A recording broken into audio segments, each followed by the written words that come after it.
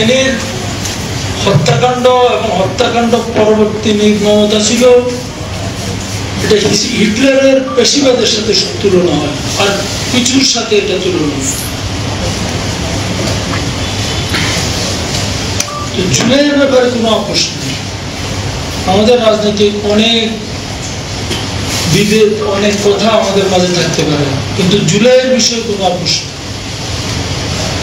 জুলাই হত্যাকারীদের বিচার নিশ্চিত করতে হবে এবং জুলাই সনদ বাস্তবায়ন করতে হবে এবং আগামী প্রজন্ম জুলাইয়ের স্বপ্ন নিয়ে বেঁচে থাকতে হবে। ইতিমধ্যে আমরা একটা বিষয় দেখেছি যে এটা আইসিএফ থেকেও বলা হয়েছে, তারা আবার পুনর্বার আসার জন্য তারা একটা মহাপরিকল্পনা গ্রহণ করছে।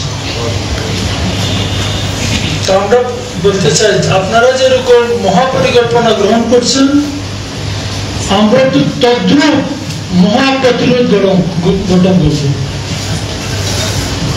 যে পরিমাণ হত্যাকাণ্ড বাংলাদেশে হয়েছে, ফেনীতে হয়েছে, ঠিক তদ্রুপ প্রতিরোধ ফেনীতে হয়নি।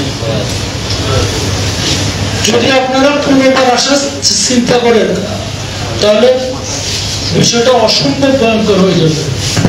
এটা জনপ্রতিরোধ গড়ে তুলব আমরা ইনশাআল্লাহ।